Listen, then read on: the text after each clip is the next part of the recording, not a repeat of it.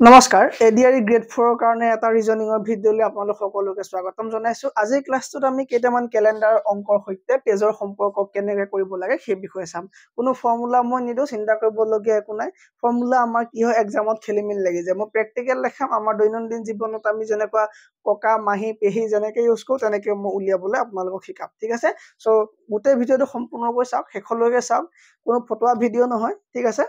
ভাল পাব। সো আমি জানিব লাগে যে আগতে আমাৰ সম্পৰ্কবিলাক কেনেকুৱা, কিন্তু আমি সকলোৱে জানো আমি গাঁৱৰে মানুহ সকলো হয়নে, কিন্তু সম্পৰ্কবোৰ জানিলেও কেতিয়াবা অলপ পাজুল হয়। সো পাজুল হোৱাৰ কাৰণে মই এখন চাৰ্ট লৈ আহিছোঁ যাতে আপোনালোকে চাই ল'ব পাৰে যে কাক কি বুলি কয়। অকণমান সময় এইটো দিয়কচোন। ঠিক আছে, কি কৈছে ইয়াত যে মাদাৰ্ছ ফাদাৰ্ছ চন, অ'কে, মাক বা দেউতাকৰ ল'ৰা। ঠিক আছে, মাক বা দেউতাকৰ ল'ৰা কিয় ভাতৃ হ'ব। সো ইয়াত কোনে কৈছে? তুমি। ঠিক আছে, ছাবজেক্ট তুমি নিজেই। সো তুমি কি ক'বা, তোমাৰ মাৰ বা দেউতাৰ ল'ৰাটো তোমাৰ কাৰণে কি হৈ যাব, দাদা বা ভাইটি হৈ যাব। ঠিক আছে, সেইটো 1 নম্বৰ পইণ্ট গম পালা। সো ইয়াত তোমাক নিজক ৰাখি পেলাই তুমি চাবা সম্পৰ্ককেইটা।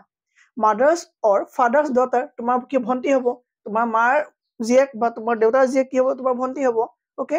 মাদাৰ্ছ ফাদাৰ্ছ ব্ৰাদাৰ, অ'কে, তোমাৰ মাক বা দেউতাকৰ ভাইটি তোমাৰ খুৰা হ'ব। ঠিক আছে, বা মানে খুৰা মানে কি আংকল বুলি কয়। ঠিক আছে, আৰু মাৰ ভাতৃ কি হ'ব, তোমাৰ মামা হ'ব, আৰু তাক ইংলিছত খুৰা বুলিয়ে ক'ব, মেটাৰনেল আংকল বুলিয়ে ক'ব। ঠিক হয়, এইটো তোমাৰ কি হ'ব, মামা হ'ব। ডান, মামা হৈ গ'ল।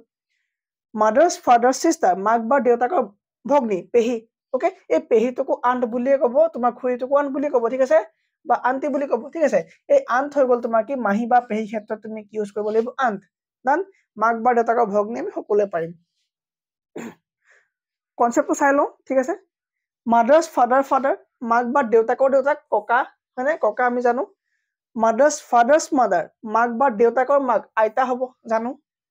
ছানছ ৱাইফ, মই যদি আজি শহুৰ হয়, ঠিক আছে, যদি মোৰ ল'ৰাৰ পত্নী থাকে তেতিয়া কি হ'ব, সেয়া মোৰ ডটাৰ ইন ল, মানে কি মোৰ বোৱাৰী হৈ যাব। ঠিক আছে, ডটাৰ্ছ হাজবেণ্ড, মোৰ ছোৱালী গিৰিয়েক মোৰ কাৰণে কি হ'ব, মোৰ কাৰণে হ'ব কি, মোৰ ছোৱালী গিৰিয়েক কি হ'ব, মোৰ কাৰণে জোঁৱাই হ'ব। ঠিক আছে, মোৰ কাৰণে কি হ'ব, জোঁৱাই হ'ব। ডান, অ'কে। হাজবেণ্ডছ ৱাইফ চিষ্টাৰ, স্বামী বা পত্নীৰ ভগ্নী, চিষ্টাৰ ইন ল, খুলখালী বুলি ক'ব। হাজবেণ্ডছ ৱাইফ ব্ৰাদাৰ, কি হ'ব, ব্ৰাদাৰ ইন ল, তেওঁকো অসমীয়াত খুলখালী বুলিয়ে ক'ব। ঠিক আছে, চ' ব্ৰাদাৰ চন, ভাতৃৰ পুত্ৰ সন্তান, নিফিউ হ'ব। ঠিক আছে, মোৰ যদি ভাইটি থাকে, যদি ভাইটিৰ ল'ৰাটো মোৰ কাৰণে কি হ'ব, ভতিজা হৈ যাব। ডান, আৰু যদি ছোৱালী হয় তেখেতৰ কি হ'ব, নিচ হ'ব, তাৰমানে ভতিজী হৈ যাব। আংকুলৰ আন চনৰ দাতা, খুৰা বা মাহী পেহী ল'ৰা ছোৱালী মোৰ কাৰণে কি হ'ব, কাজিন হ'ব। ঠিক আছে, কাজিন হ'ব, তাৰমানে কি বুলি ক'ব, কাজিন মানে কি সম্পৰ্কীয় ভাতৃ বা ভগ্নী হ'ব, সম্পৰ্কীয় ভাতৃ বা ভগ্নী। চিষ্টাৰ্ছ হাজবেণ্ড, মোৰ যদি ভণ্টি থাকে তেওঁ যদি হাজবেণ্ড মোৰ কাৰণে কি হ'ব, ব্ৰাদাৰ ইন ল, ভনী জোঁৱাই হৈ যাব। ব্ৰাদাৰ্ছ ৱাইফ, মোৰ যদি ভাতৃ থাকে পত্নী হ'ব, কি হ'ব, মোৰ ভাই বোৱাৰী হ'ব, হয়নে, চিষ্টাৰ ইন ল হ'ব। ৰাইট, গ্ৰেণ্ডছন্স অৰ গ্ৰেণ্ড ডটাৰ্ছ ডটাৰ, নাতিৰ কন্যা কি হ'ব, মোৰ কাৰণে আজু নাতি হ'ব, হয়নে, গ্ৰেট গ্ৰেণ্ড ডটাৰ হ'ব। ডান, চ' এতিয়া আমি প্ৰশ্নলৈ যাওঁ। প্ৰশ্নত মই দেখাম কেনেকৈ চল্ভ কৰিব আপুনি, মাত্ৰ সম্পৰ্কখিনি মই এবাৰ আঁতৰাই লৈছোঁ যাতে আমাৰ সুবিধা হয়। চ' প্ৰথম প্ৰশ্ন যদি এই ধৰণে দিয়ে যে এ ইজ বিৰ চিষ্টাৰ, চি ইজ কি কৈছে, বিজ মাদাৰ, কৈছে যে এ হৈছে বিৰ ভনীয়েক, চি হৈছে বিৰ মাক, ডি হৈছে চিৰ দেউতাক, ই হৈছে ডিৰ মাক। তেন্তে চোৱা, কোনো তুমি এফালৰ পৰা কৰি আহা, কেনেকৈ কৰিবা চোৱা। প্ৰথম কথা হ'ল, যদি একেটা প্ৰজন্মৰ মানুহ হয়, মানে যদি একেটা বংশ নহয়, একেটা জেনেৰেশ্যন বা একেটা প্ৰজন্ম, লাইক ধৰি লোৱা তুমি, ঠিক আছে, তুমি আৰু তোমাৰ ভাইটি একেটা প্ৰজন্ম হয়নে, হয়। তোমাৰ ভণ্টি একেটা প্ৰজন্ম হ'বনে, হ'ব। তোমাৰ খুৰা ল'ৰাটো তোমাৰ একেটা প্ৰজন্ম হ'বনে, হ'ব। তোমাৰ মহাৰ ল'ৰাটো একেটা প্ৰজন্ম হ'বনে, হ'ব। ঠিক আছে, চ' তেনেকে তোমাৰ যিখিনি লাইনৰ মানুহ হৈ গ'ল, ঠিক আছে, তাৰমানে আমাৰ দেউতাতকে তলৰ, খুৰাহঁততকে তলৰ জেনেৰেশ্যন, তলৰ যিটো প্ৰজন্ম, সেইখিনি তুমি একে লাইনৰ মানুহ বুলি ধৰিবা। দেউতাহঁতক এটা লাইনত ধৰিবা, দেউতা, খুৰা, মাহী, পেহী, ঠিক আছে, সেইবোৰক এটা জেনেৰেশ্যন বুলি ধৰিবা। আৰু দেউতাৰ দেউতাক, ককাহঁতক, মানে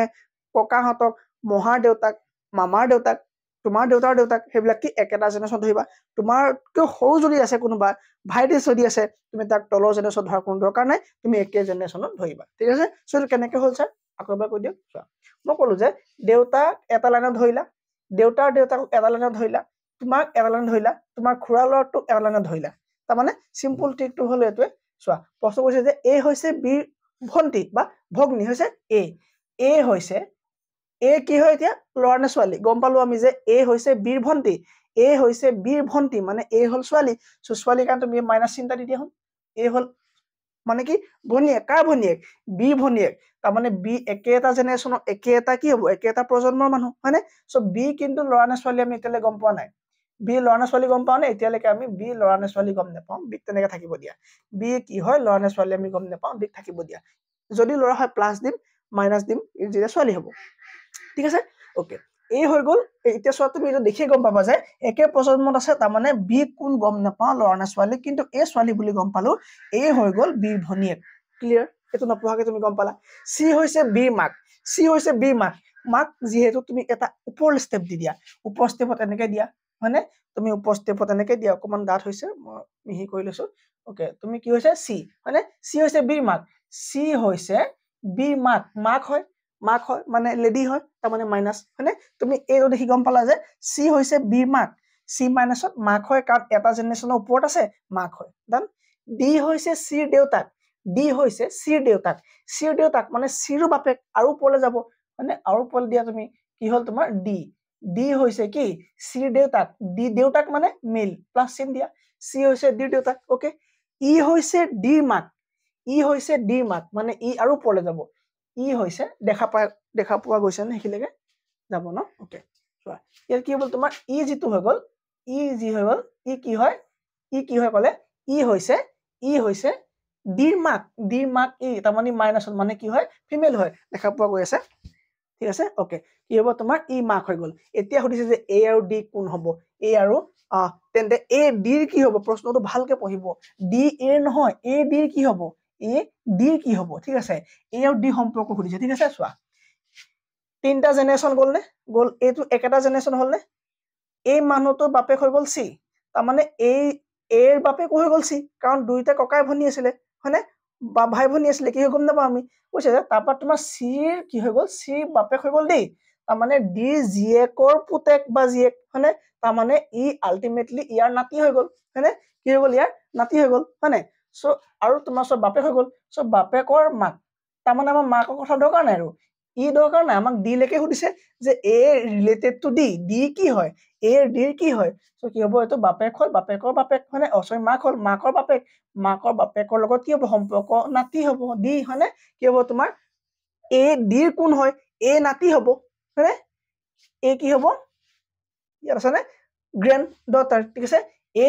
ডিৰ কি হয় ঠিক আছে ডি এ কি হ'লে হ'লতেন ককা হ'লতেন হয়নে কি হ'ব এতিয়া আমাৰ কি আছে অপশ্যনত নাতিনি আছে চ' option B is the correct হ'ব বুজি পাইছা নে বাৰু কমেণ্ট দিব যে বুজি পাইছা নে মোক বাকী একো শ্বেয়াৰ নালাগে কিমান চিম্পুলকে বুজি পাইছে দেখিছানে চ' এইটো কি হৈ গ'ল ইয়াত নাতিৰ মানে অপশ্যন জানো নাতি অপশ্যন নাই তাৰমানে নাতিনি হৈ গ'ল ঠিক আছে কাৰণ কি আমি নাতিনি বুলি গম পাব লাগিব কাৰণ মাইনাছত আছে হয়নে মাইনাছ মানে কি ফিমেল আৰু ফিমেল হোৱাৰ কাৰণে কি হ'ব নাতিনি হৈ গ'ল চ' এই ধৰণে কৰিব আপুনি কি হ'ব আপোনাৰ ছেকেণ্ডত উত্তৰ ওলাই যাব ঠিক আছে চ' এইটো কি হ'ব answer B is the correct option B option is the correct done এই কুৱেশ্যনটো হৈ যাবনে যদি কিবা দিগদাৰ পায় মোক কমেণ্টত দিব মই ৰিপ্লাই দিম নেক্সট দীপক হৈছে ৰবিৰ ভায়েক বেছি ওপৰ উঠিছে নেকি চাব অকণমান তলে দিলে ভাল হ'ব ন বেকগ্ৰাউণ্ডটো অলপ ব্লেক নাই নহয় এক ছেকেণ্ড ক'ত কৰে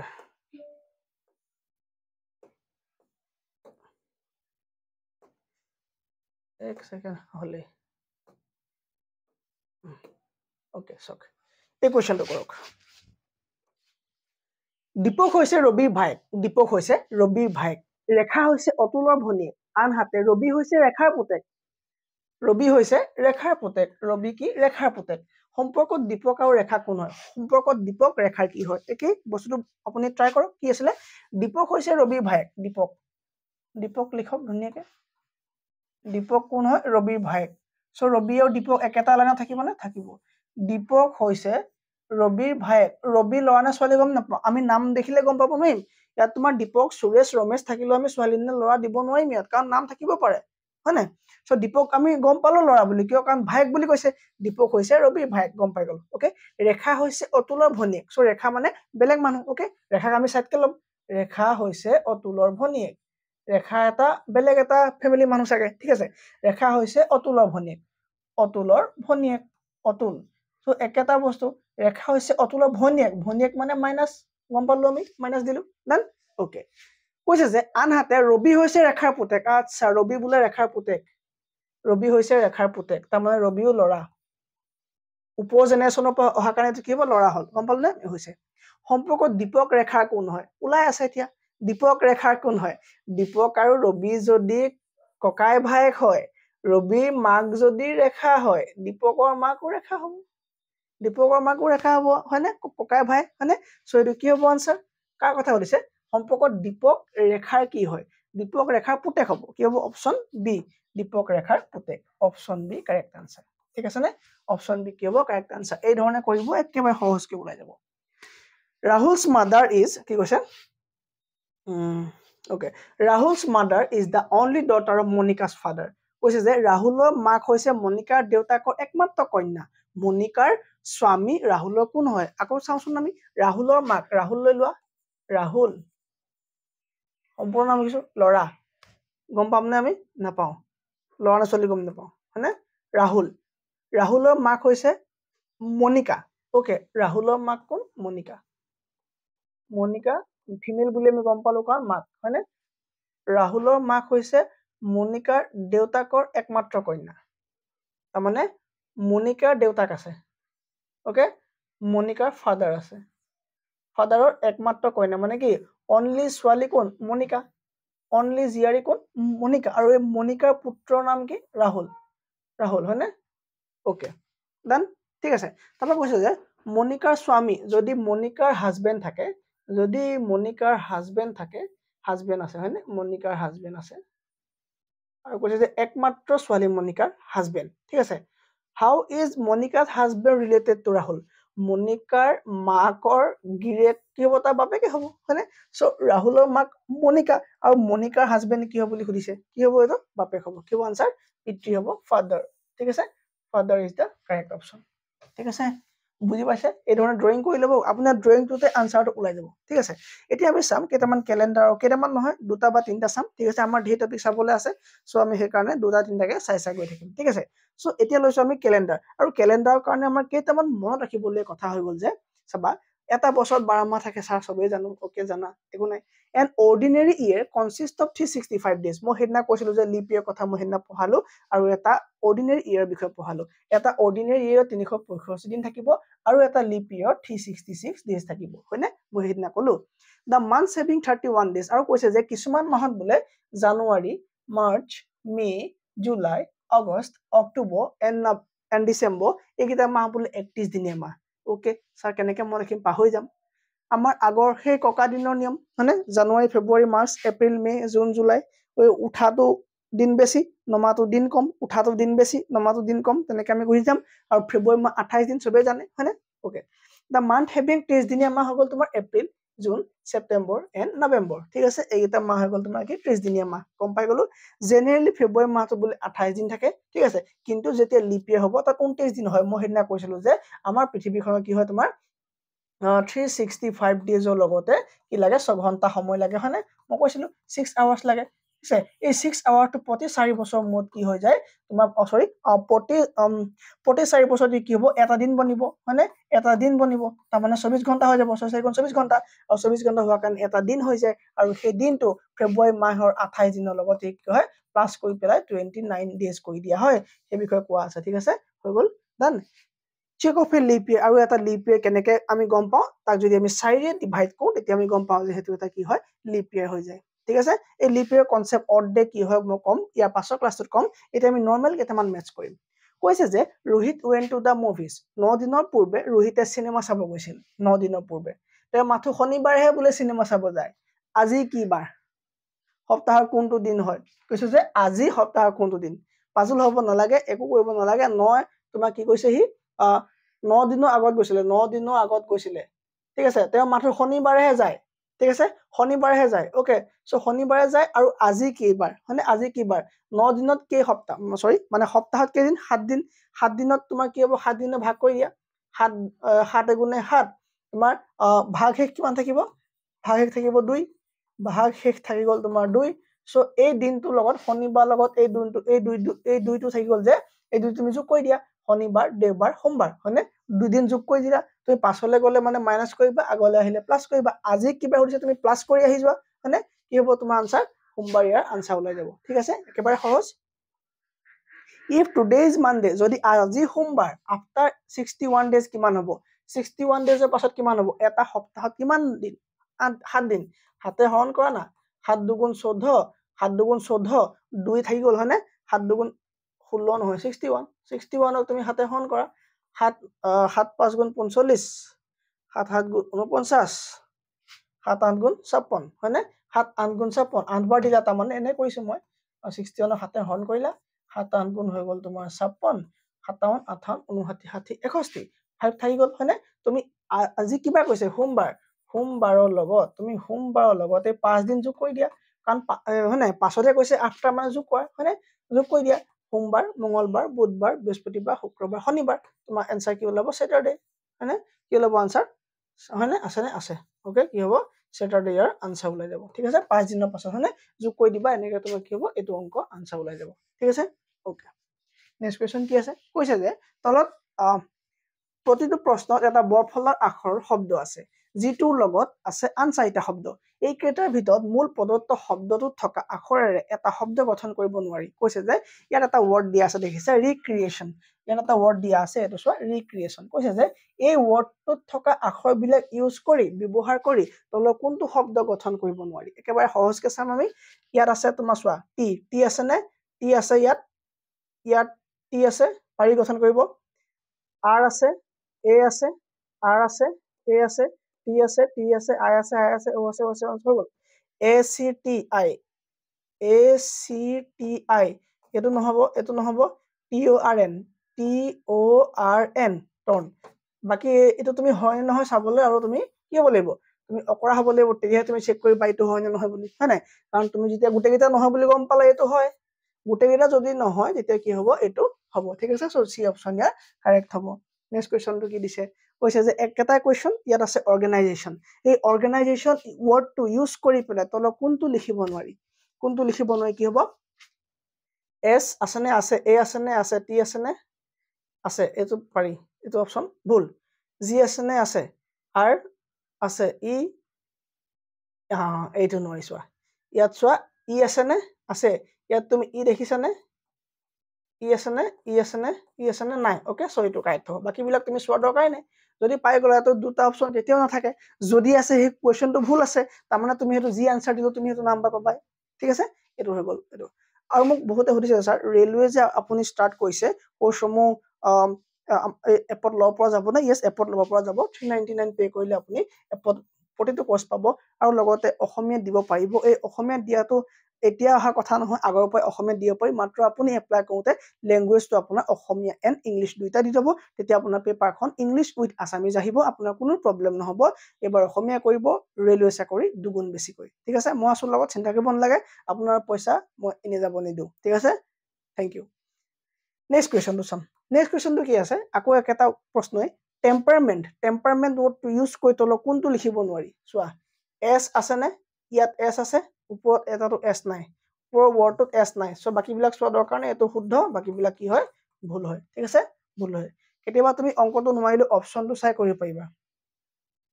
একেটা কৈছে মিৰাকিউলাস তোমাৰ কি হ'ব এল আছে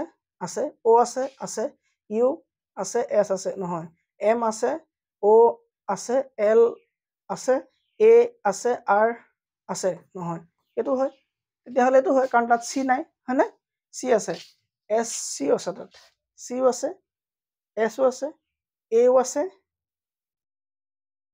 আরও আছে অপশন সিও ভুল অপশন ডি টু যেটো আছিল হেতু ইয়াত কি হ'ব শুদ্ধ হ'ব ঠিক আছে অপশন ডি যেটো আছিল হেতু শুদ্ধ হ'ব ডি অপশন বাই মিস্টেক থাকি গল uniformity F O R M নহয় R E N T R পালো নাই দিয়া ই নাই ইয়াত ই নাই বাকি বস্তু দৰকাৰ নাই ই নাই কি হ'ব আনসাৰ বি কাৰেক্ট হৈ গল ঠিক আছে ওকে নেক্সট কোৱেশ্চন কৈছে যে ইফ প্লাস মিন্স ইনটু লিখি লোৱা প্লাস মানে সো প্ৰশ্নটো আকৌ লিখি লোৱা যে কৈছে যে 5 প্লাস 12 ডিভাইডেড মানে হৰণ 7 মাইনাস 13 ইকুৱেল টু কিমান হ'ব কৈছে যে কিন্তু প্ৰশ্নটো অকমান খেলি মেলি কৰিছে কৈছে যে যদি এক যোগচিন আছে এই যোগচিনটো কিন্তু বোলে পূৰণহে বুজাইছে তাৰ মানে আমি যোগচিনটো অতৰাই পেলাই পূৰণ বাৰ লিখিম তাবা কৈছে যে এই যে হৰণ চিনটো আছে এই হৰণ চিনটোৱে বোলে মাইনাসে বুজাইছে তাৰ মানে ইয়াতে মাইনাস লিখিম 7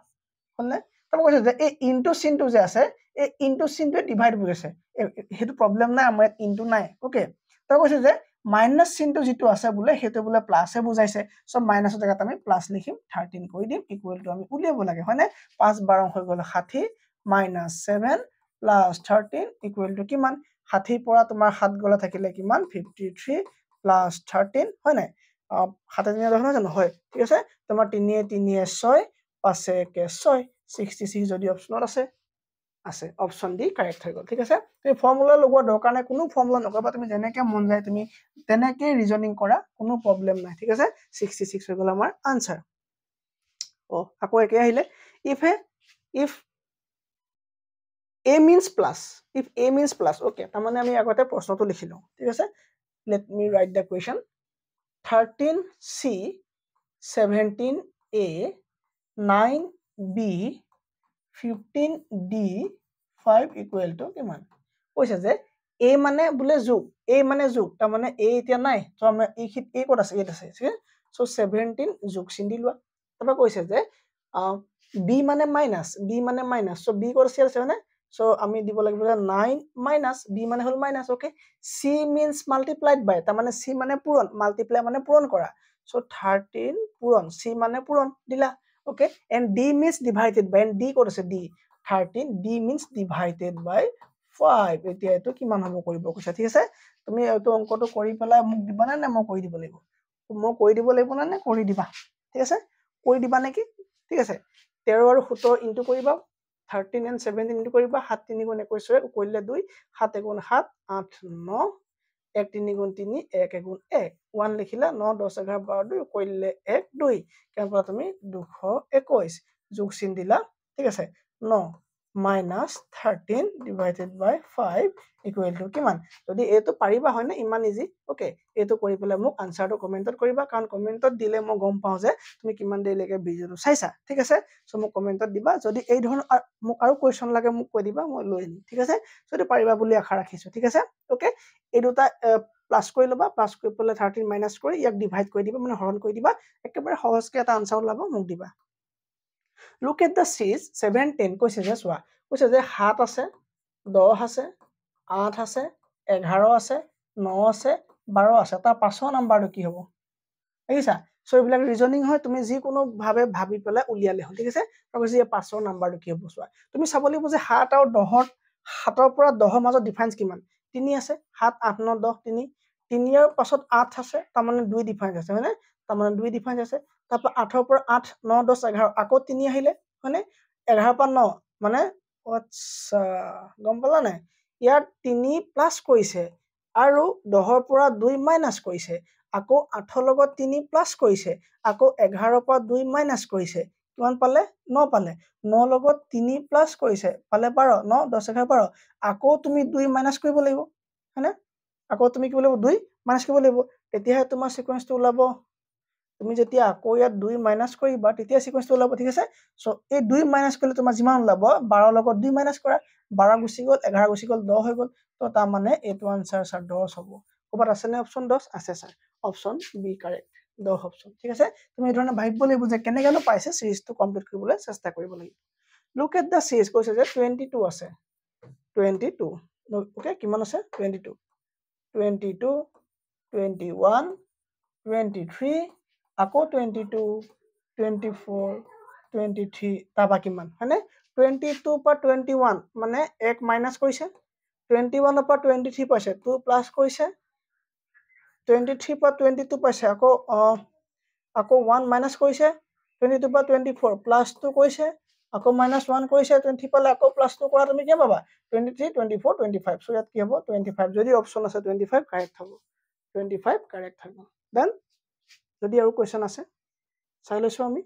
এটো হ'ব আমাৰ লাষ্ট কোৱেশ্চন আজি সেশনটো আজি দিনটোত মই তিনটা ভিডিও দিবলৈ চেষ্টা কৰিম এটা গ্ৰামাৰ মোক বহুতে কৈছে গ্ৰামাৰ লাগে গ্ৰামাৰ দিব লাগিব গ্ৰামাৰৰ লগতে মই দিব লাগিব তোমাৰ আৰু কালি কৈছিলে কোনবাই world geography কৈছিলে আৰু কোনবাই কিবা এটা কৈছিলে কালি আৰু কোনবাই কিবা এটা কৈছিলে তোমাৰ বাইনাৰী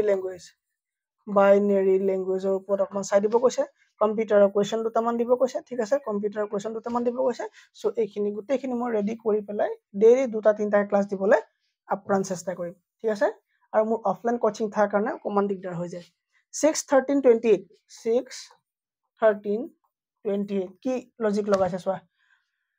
6:6:12 13 7 যোগ কৰিছে তাৰপৰা 13 লগত 8 যোগ কৰিলে নহ'ব এইটো কি লজিক আছে 6:6:12 1 যোগ কৰিছে যেনিবা 6:6:12 6 2 12 যেনিবা 1 যোগ কৰিছে আচ্ছা এইটো কথা 6 2 12 যোগ 1 যোগ কৰিছে 13 পালে হয়নে 13 পালে 13 লগত 2 ইনটু কৰিলে 2 13 26 হ'ব যোগ 1 কৰিলে কিমান হ'ব 27 হ'ব আচ্ছা যোগ 2 কৰিছে 28 হ'ব ঠিক আছে 28 হ'ব আচ্ছা তেন্তে নেক্সটটো কিমান হ'ব 28 28 লগত 2 গুণ কৰা 2 8 গুণ 2 8 গুণ 16 6 কৰিলে 2 2 গুণ 4 5 56 আছে 56 ইয়াত অপশ্যন নাই ইয়াত 1 যোগ কৰিলে ইয়াত 2 যোগ কৰিলে ইয়াত 3 যোগ কৰিলে কিমান ল'ব 56 57 58 59 3 যোগ কৰিলে 59 হ'ব 59 অপশ্যন আছে নেকি যদি এই সিকোয়েন্স আছে 59 অপশ্যন আছে ওকে এটো কাৰেক্ট হ'ব আনসাৰ কাৰণ কি আমি দুটা সিকোয়েন্স পাই গলো ইয়াত তোমাৰ দুগুণ কৰি পেলাই 1 যোগ কৰিছে ইয়াত দুগুণ কৰি পেলাই 2 যোগ কৰিছে ইয়াত দুগুণ কৰি পেলাই আমি 3 যোগ কৰি পেলাই কি পালো আনসাৰটো পালো হয়নে তো তুমি এনি হাউ আনসাৰ উলিয়াব লাগা তুমি খালি লজিক দুটা তোমাৰ